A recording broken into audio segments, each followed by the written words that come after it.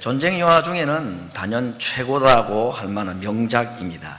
2차 세계대전에 참전한 미군의 4형제 중에 3형제가 전사를 하고 남은 마지막 막내 아들 라이언을 구하라는 참모총장의 특별 지시를 받아서 특수부대가 조직을 해서 이 얼굴도 모르고 어디에 있는지도 모르는 그 프랑스 그 어딘가에 있을 이 라이언이라는 한 일병을 구출하는 이야기입니다.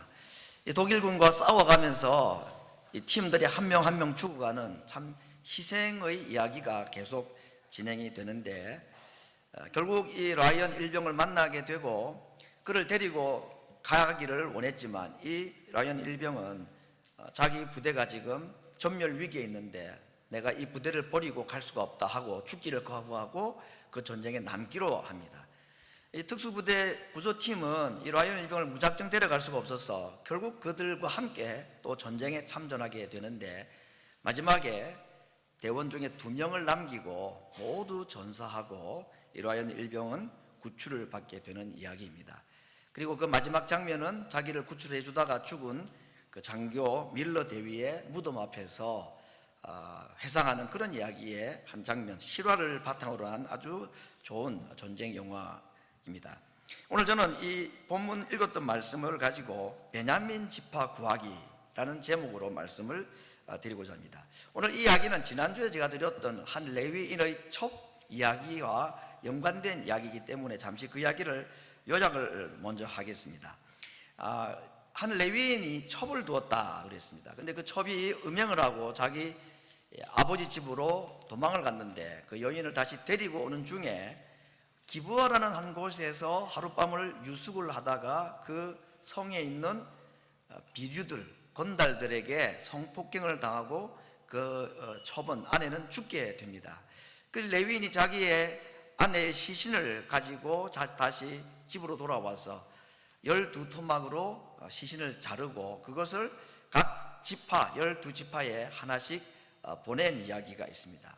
그래서 이 여인의 시신을 받아든, 토막난 시체를 받아든 12지파가 분노하고, 그래서 그 중에 11지파가 어느 한 곳에 모여서 누가 이런 일을 만행을 저질렀는지 그 사람을 죽여야 된다, 이건 하나님 앞에서 있을 수 없는 죄다고 하고 알아보았더니 기브아라는 동네에 사는 사람들인데, 베냐민 지파가 속해 있는 이 기브아에게 가서 너희 자녀들, 너희 이 범죄한 자들을 내어달라, 우리가 죽이겠다, 처형했다 할 때에 베냐민 지파가 자기 사람이라고 내어주지 않고 보호를 하게 되어서 결국은 11지파와 한 지파 11대 1, 40만 대 2만 6천 명의 전쟁이 일어나게 되었습니다.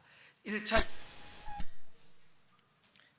2차 전쟁에서 11지파가 4만 명이 죽게 되고, 3차 전쟁에서 결국 이 11지파가 베냐민 지파를 이기는데, 베냐민 지파의 총 인원이, 전쟁하는 군사의 인원이 2만 6천 명이라고 소개되어 있는데 그 중에 600명을 남기고 모두 다 죽게 되는 이야기가 오늘 본문 앞에 기록이 되어 있습니다. 참 한때 이 베냐민 지파가 2차 인구조사에 보니까 4만 5천 명이라고 나와 있는데 4만 5,600명인데 20세 이상 전쟁에 참전을 할 수 있는 사람의 숫자가 4만 5,600명이니까 아마 어린 아이들이나 여자들까지 포함하면 10만 명에서 15만 명은 좋게 될 수 있는 적은 지파가 아닌데, 600명을 제외한 남녀 어린이들이 다 죽었습니다. 그 남자 600명만 남고 최소 4만 5천 명 아니면 10몇만 명이 되는 이 베냐민 지파 사람들이 11지파 이 형님들 지파의 손에 의해서 다 죽은 아주 끔찍한 동족 상잔의 비극이 오늘 본문 앞에 있었던 이야기이고, 오늘은 그 이야기의 후속 이야기입니다. 오늘 우리가 성경을 한 곳에 보면 20장 48절에 이런 말씀이 있습니다. 이스라엘 사람이 베냐민 자손에게로 올라가서 그 성읍과 가축과 만나는 자를 다 칼로 쳐 죽이고 닥치는 대로 성읍마다 불살랐다. 그래서 35,600명, 어쩌면 10한 2, 3만 명 되는 이 지파가 600명을 제외하고 다 멸절이 된 이야기가 본문이 기록이 되어 있습니다. 그래서 전쟁을 마치고 이제 돌아오는 이 11지파는 기뻐하기보다는 성경에 보니까 대성통곡을 했다고 그랬습니다. 이유는 막내 지파인 이 베냐민 지파 하나가 없어지게 될 위기에 놓였다는 것을 늦게 깨달은 것입니다. 전쟁할 때는 몰랐는데 전쟁을 하고 이기고 보니까 자기 형제 지파 하나에 600명을 제외한 모든 사람들이 다 죽고 자기들의 손에 의해 죽게 되었다는 사실을 알고 그들은 대성통곡을 합니다. 더 안타까운 사실은 그들이 전쟁하기 전에 하나님께 맹세한 일이 있습니다. 21장 1절에 보면 이들이 어떤 맹세를 했느냐, 이스라엘 자손이 미스바에서 맹세하여 이르기를 우리 중에 누구든지 딸을 베냐민에게 아내로 주지 아니하리라 하였더라. 이걸 여호와의 이름으로 맹세를 했기 때문에 절대로 자기 딸들을 남아있는 600명 베냐민 남자들에게 결혼을 시켜서는 안 되는 겁니다. 그거야 하나님 앞에 저주를 받을 일이라고 스스로 작정했기 때문이었습니다. 이거 안 했으면 다행이죠. 이거 하는 바람에 한 지파가 완전히 없어지게 되었는데 결혼을 못 시키면 600명 죽고 나면 이 지파 하나는 없어지는 겁니다. 그래서 오늘 이 베냐민 지파를 어떻게 다시 재건하느냐, 살리느냐 하는 이 일을 위해서 11지파가 다시 모여서 의논을 합니다. 자, 베냐민 지파에는 자체 내에는 여자가 없습니다. 지금 남자만 600명 남았다고 했습니다. 이런 일이 여러분 있었습니다. 구약시대에 자기들 딸들을 베냐민 지파 남은 600명에게 아내로 주지 않기로 하나님의 이름으로 맹세를 했기 때문에 이제 600명이 죽고 나면 베냐민 지파 하나는 없어지게 되었는데 이걸 어떻게 대책을 세울 것인가, 이름하여 베냐민 지파 장가 보내기 프로젝트를 위해서 모인 겁니다. 방법이 없는 겁니다. 어떻게 여자를 어떻게 구해지느냐. 그런데 참 이 막장 드라마도 이런 막장 드라마가 있겠나 싶은데 이 11지파가 모여가지고 남은 베냐민 지파 600명 이 결혼시킬 작정을 의논하기 위해서 모였는데 어떻게 이야기를 했느냐, 이 모임에 참여하지 않는 가문은 다 죽이겠다. 아니, 조금 전에도 그런 엉뚱한 이야기를 해가지고 지금 아주 난감한 상황이 되었는데 아마 거기에 대한 보상 심리가 있었던 것 같아요. 아, 우리가 이 베냐민 지파를 너무 강하게 핍박하고 너무 몹쓸 짓을 했구나. 이 남아있는 이 600명을 가지고 베냐민 지파를 다시 재건을 해야 되는데 어떻게 할까 한번 의논을 해야 되는데 혹시라도 이 일에 동의하지 않는 사람들은 다 죽이겠다. 그렇게 또 의논을 한 겁니다. 이 말은 무슨 말일까요? 한 지파 한 성읍 사람도 빠짐없이 베냐민 살리는데 동참하라 하는 말이죠. 그런 의도를 안 참석하면 죽이겠다, 이런 결정을 한 겁니다. 자, 이 이야기를 다 전해들은 고을 사람들이, 성읍 사람들이 한 성읍 사람들도 안 빠지고 다 왔을까요? 그 이상합니다. 한 성읍이 참석하지 않았다 그랬습니다. 조사를 해보니까 길랏 야베스라는 이 지역에 있는 사람, 이건 아마 므낫세나 갓 지파 정도에 소속되어 있는 땅인데 그 성읍 사람들이 한 명도 오지 않았다는 것을 알게 되었습니다. 또 이것도 여호와의 이름으로 맹세했으니 자기들이 입으로 선포를 했으니까 길랏 야베스 사람들을 또 죽여야 되는 겁니다. 이게 지금 참 왕이 없는 시대에, 사사시대에 참 결말이 얼마나 참 비참한 장면으로 서로가 죽이는 이야기가 기록되어 있는 겁니다. 그래서 약속한 대로 그 길랏 야베스에 있는 사람들을 또 한 명 한 명 처단을 합니다. 근데 놀랍게도 그들이 어떤 사람을 죽이느냐, 남자와 부녀와 어린 아이를 죽이기로 했습니다. 여기 제외되는 사람이 누구냐면 처녀들, 결혼 안 한 사람들은 예외였던 것 같아요. 아마 그런 의도를 가지고 여기서 결혼하지 않느냐는 처녀들을 이 베냐민 자손에게 600명에게 보내려고 해서 그렇게 했는지는 모르겠지만 그래서 얻은 처녀의 숫자가 400명입니다. 그래서 그 400명을 데리고 이제 11지파 대표자들이 림몬이라는 바위 뒤에 숨어 있었던 600명 베냐민 자손들에게 말했습니다. 평화를 선포했다. 오늘 13절에 보면 그런 표현을 하고 있습니다. 평화를 선포했다. 그 평화를 선포했다는 얘기는 우리 안 싸우지, 이제 싸우지 말자, 이 얘기가 아니라 다시는 너희들과 전쟁하지 않겠다. 하나님의 이름으로 내가 너희들에게 약속을 한다. 걱정하지 말고 우리 앞에 나오라 하는 이야기입니다. 그래서 하나님의 이름으로 평화를 선언하니까 숨어있던 600명의 남아있던 베냐민 군인들이 나왔습니다. 그리고 그들에게 400명의 여자들, 처녀들을 아내로 주었습니다.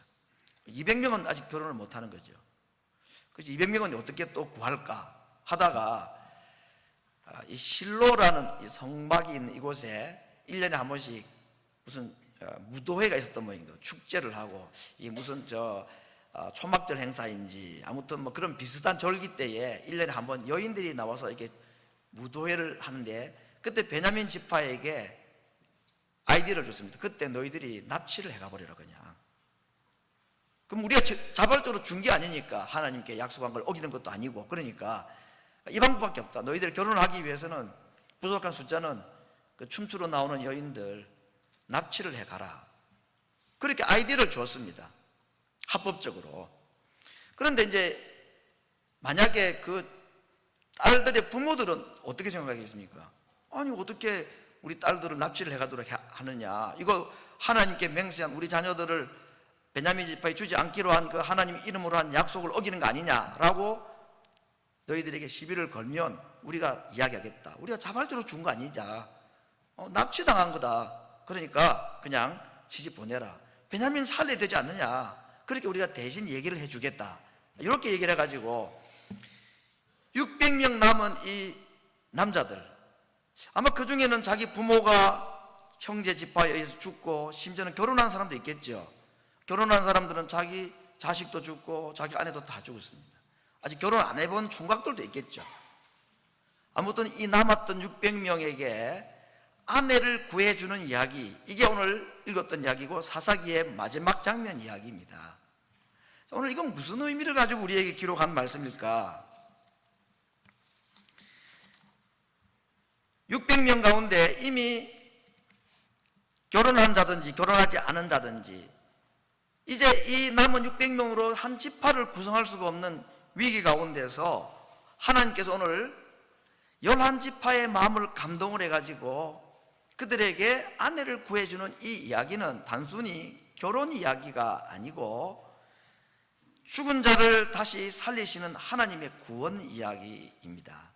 꺼져가는 등불을 꺼지 아니하시고 상한 갈대를 꺾어 없애버리지 않고 자연히 없어지게 될 이 베냐민 지파를 하나님께서 어떻게 해서든지 살리시고자 하는 이스라엘 백성들에 의해서 형님들에 의해서 막내 동생이 완전히 하나 없어지게 될 이 위기, 그 정신 차리지 못하고 자기 생각, 자기 고집, 무슨 일이 있어도 내가 너를 이겨야 되겠다는 잘못을 잘못대로 심판하겠다는 이 11지파의 잘못된 생각으로 인해서 한 지파가 사라지게 된 것에 대해서 하나님께서 급히 개입을 하신 사건입니다. 600명을 남기고 다 죽이고 났더니 전쟁의 기쁨이 아니라, 승리의 기쁨이 아니라 우리 어떻게 하다가 우리 동생 지파를 이렇게 죽였구나, 그들이 깨닫고 뉘우치고 하나님께 회개하고 통곡하고 이미 못할 약속을 하나님의 이름으로 해버렸으니 자기의 자녀들, 딸들을 줄 수도 없고 어떻게 할 것인가 하다가 결국 이런 방법으로 두 번에 걸쳐서 600명 베냐민 지파 남자들에게 가정을 조직하게 만들어주고 그들을 통해서 다시 베냐민 지파가 재건되는 이야기가 오늘 본문의 이야기입니다.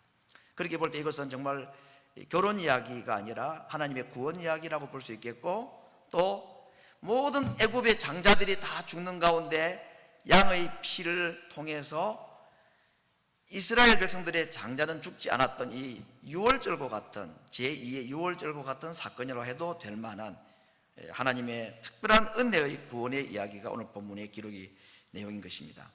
왕이 없어서 자기 소견에 옳은 대로 하고 싶은 대로 살던 시대, 하나님도 없고 하나님의 계명도 없고 마음대로 살았던 이 사사시대의 결말은 결국 그들의 마지막은 서로 죽고 죽이고 싸우고 그래서 파멸과 멸망으로 갈 수밖에 없고 비참한 종말을 맞이할 수밖에 없었던 그 사사시대에 하나님께서 직접 개입하셔서 꺼져가던 등불을 다시 살리시고 상하여서 꺾어버려야 될 심지 그 줄기를 하나님이 다시 살려주시는 이야기, 이스라엘을 포기하지 아니하신 하나님의 사랑의 이야기가 오늘 이 베냐민 지파의 결혼 이야기의 핵심이라고 할 수가 있습니다.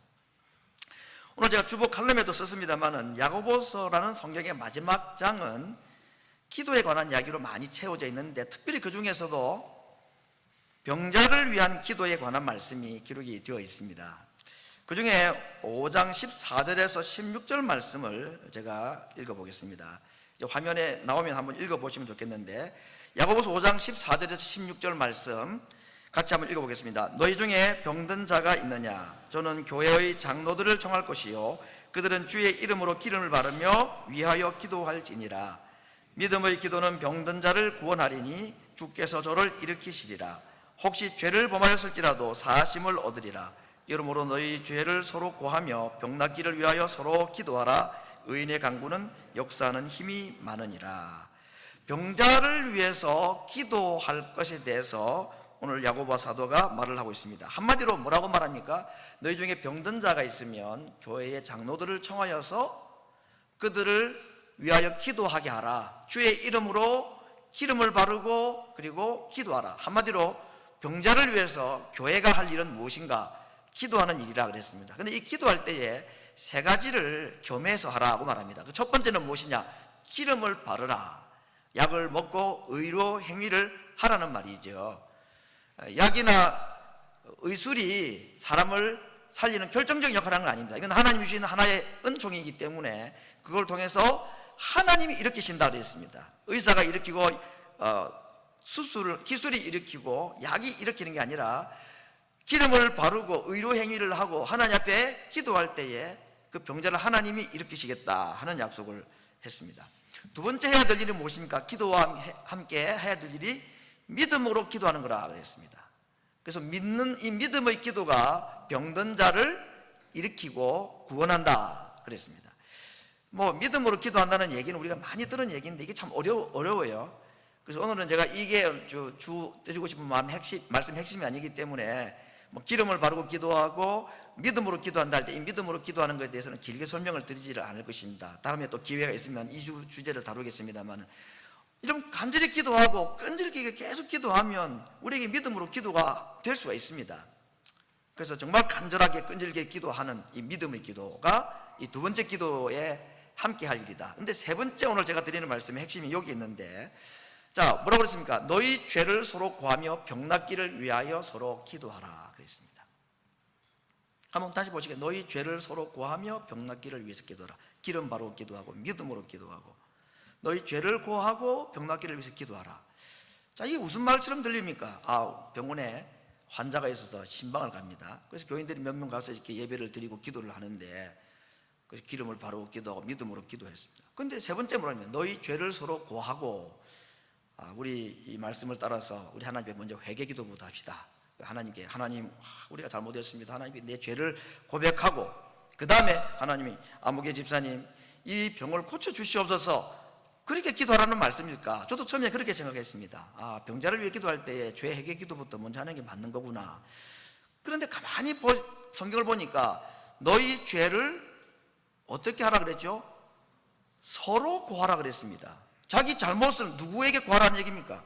하나님께 기도하고 회개하라는 말이에요. 그건 늘 하는 거지만 누구에게 하라? 서로에게 하라 그랬어요. 서로 잘못한 것이 있는지를 그걸 고하라 그랬습니다. 자, 이걸 보면서 이거 좀 어려운 말씀 하셨구나.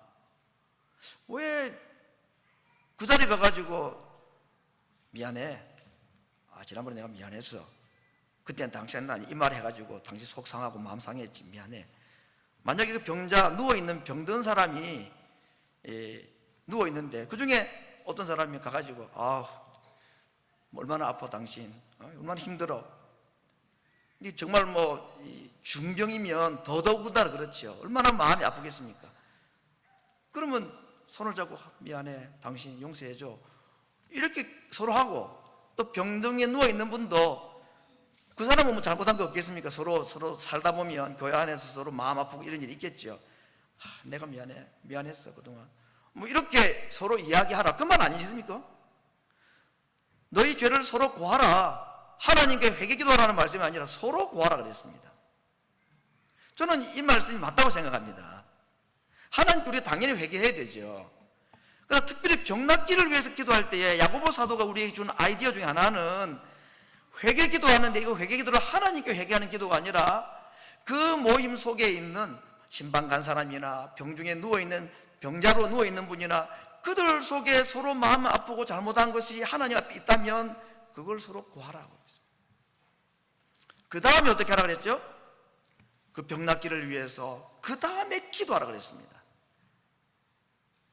그것이 의인의 기도이고 그 의인의 간구가 역사하는 힘이 많다. 제가 이 말씀을 오래전에 한번 읽으면서 이 말씀이 이런 의미일까? 만약에 그렇다면 병원 신방은 이렇게 해야 되겠구나, 병자 신방은 이걸 이렇게 적용해야 되겠구나. 저는 그게 맞다고 생각을 합니다. 방금 제가 소개한 이 설명이 맞다고 생각합니다. 아직도 제가 주석 중에서 이렇게 이야기한 주석을 아직 보지는 않았기 때문에 제가 이게 맞습니다라고 뭐 제가 무슨 신학적 권위를 가지고 말씀드릴 수 있는 건 아니겠지만, 서로 죄를 고하고 하나님께 병낫기를 위해서 기도하면 하나님께서 의인의 기도를 역사하는 힘이 많도록 해서 들어주신다는 것이, 저는 그게 맞다고 생각을 하는데 아직까지 이렇게 해보지는 않았습니다.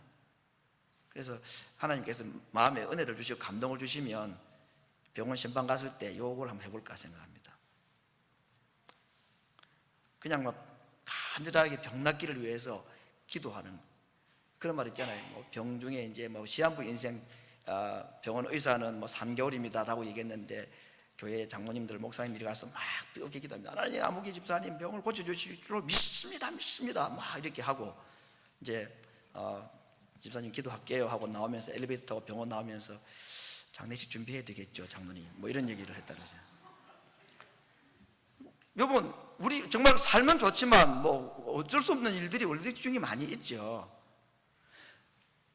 믿음으로 기도한다는 것도 중요하지만 우리 죄를 서로 고하고 그럴 때 그 하나님께서 그 모습을 정말 기뻐하시고, 그렇게 내 입으로 내 잘못을 그 사람에게 자백하고 용서를 구하고 그렇게 하는 마음으로 하나님 앞에 병낫기를 위해서 기도하는 기도를 하나님이 듣고 응답하실 가능성이 많다.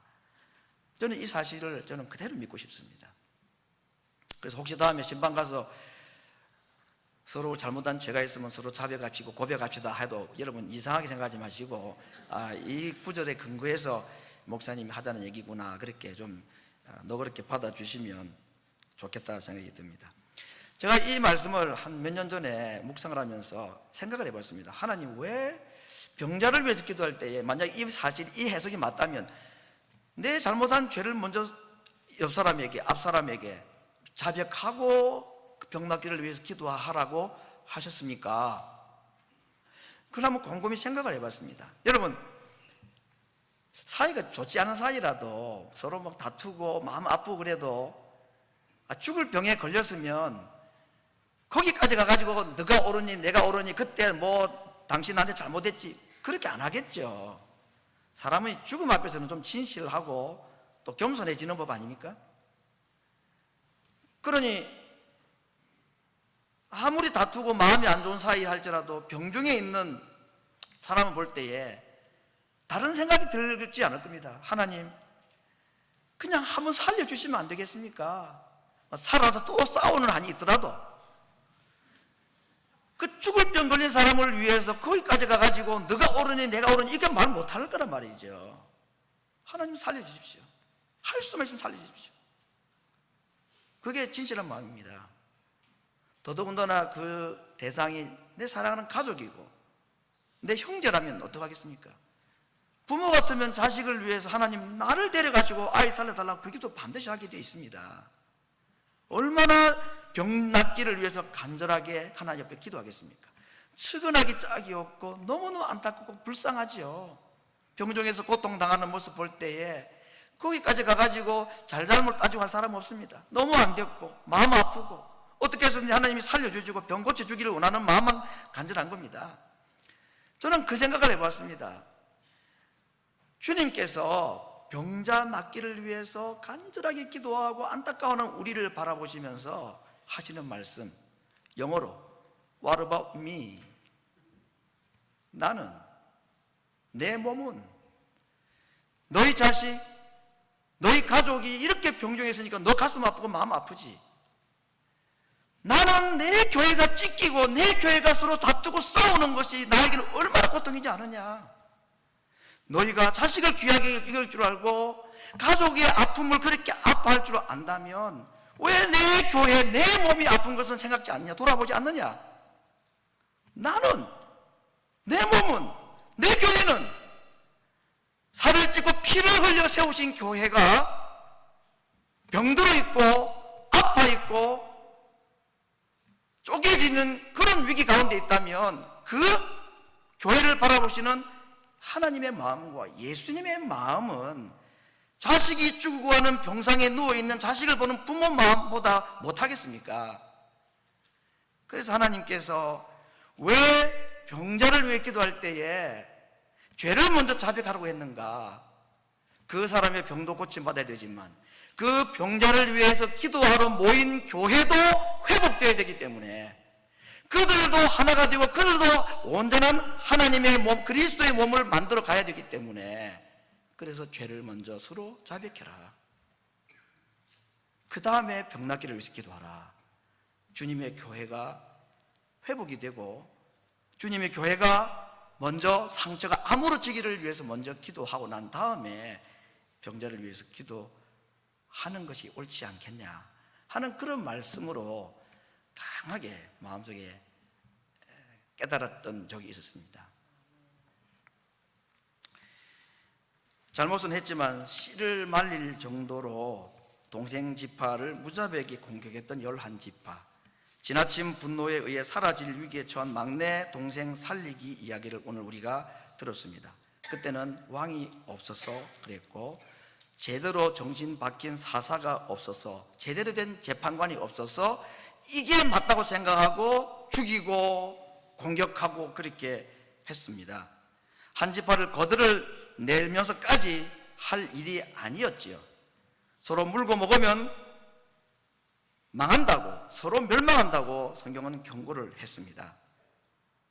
이대로 두었다가는 정말 사람 잡겠다 싶어서 하나님께서 급히 개입을 하셔서 11지파들을 통곡하게 만들고 후회하게 만들고 회개하게 만드셨던 것입니다. 그때 11지파는 깨달았습니다. 꼭 그렇게까지 할 필요가 있었던가. 우리가 너무 심했구나. 그래서 그들은 하나님께 회개하였고 어떻게 해서든지 남은 이 600명으로 남아있는 없어질 위기에 있는 베냐민 동생 지파 살리기에 그들은 모든 의논을 함께하고 거기에 총동원이 되었던 것입니다. 그렇게 해서 베냐민 지파는 놀랍게 재건이 되었습니다. 그리고 이스라엘의 초대 왕 사울이 이 베냐민 지파에서 탄생하게 된 것입니다. 어쩌면 사울은 그 부모들이 400명으로 잡혀왔던 이 베냐민 길랏 야베스의 그 400명 처녀 중에 한 명이 이 사울의 조상일 가능성이 굉장히 많지요. 아니면 무도에서 잡혀왔던 뭐 200명이든지 하나님께서는 사람을 그대로 너희들이 하는 대로 가만히 내버려 뒀다가는 정말 사람 잡겠다 싶어서 이 11지파의 마음을 움직이시고 꺼져가던 이 베냐민 지파를 다시 살려주신 이야기입니다. 온 천하를 얻고도 제 목숨을 잃으면 무엇이 유익하겠느냐. 여러분, 세상에 목숨하고 바꿀 만한 일은 없습니다. 목숨 잃어가면서까지 얻을 성공은 없지요. 전쟁에서 이기고 다툼에서 이겨도 우리 형제를 잃으면 모든 것을 잃는 것입니다. 우리 형제를 잃으면서까지 이길 싸움은 없습니다. 주님께서 피 흘려 사신 교회를 이렇게까지 할 필요는 있느냐. 부모 눈에 피 눈물 흘리게 하면서까지 자식들이 옳고 그름을 다투고 누가 옳은지 그른지를 판단할 필요는 없는 거 아닙니까? 엠블로로 이사 온 지 3년이 되었고 본당공사 입당한 지 1년이 되었습니다. 아직 부엌 공사가 끝나지는 않았지만 우리는 다음 주에 하나님 앞에 우리 손으로 수고한 부족하지만 하나님 앞에 이 성전을, 이 건물을 봉헌하여 드리는 예배를 드릴 것입니다. 건물 공사는 거의 끝이 났지만 하나님이 원하시는 교회는 아직 미완성인 것 같습니다. 베냐민을 살리는 교회, 베냐민을 구하기 위하여 울고 통곡하는 교회가 되기를 원합니다. 동족을 버리고 도망갔던 나오미가 돌아올 때에 조금도 주저하지 않고 그들을 환영해주고 나오미가 돌아왔던 것 때문에 기뻐하였던 베들레헴과 같은 교회가 되기를 원합니다. 오늘도 우리들에 의해서 정죄당하고 비난당하고 우리의 정죄에 죽음을 당하면서 고통당하는 우리들 주변에 있는 작은 우리의 형제들, 지체들, 베냐민들을 귀하게 여기고 그들을 살려주고 그들을 구해주는 교회, 그런 하나님께서 기뻐하시는 교회로 성전 건축을 마치고 봉헌 예배를 드리기 준비하고 있는 온 성도들에게 이러한 마음으로 주님의 교회 살리고 주님의 교회를 세워가는 새로운 교회 건축가들로 쓰임받는 우리 모든 성도들이 되기를 주의 말씀으로 축원합니다.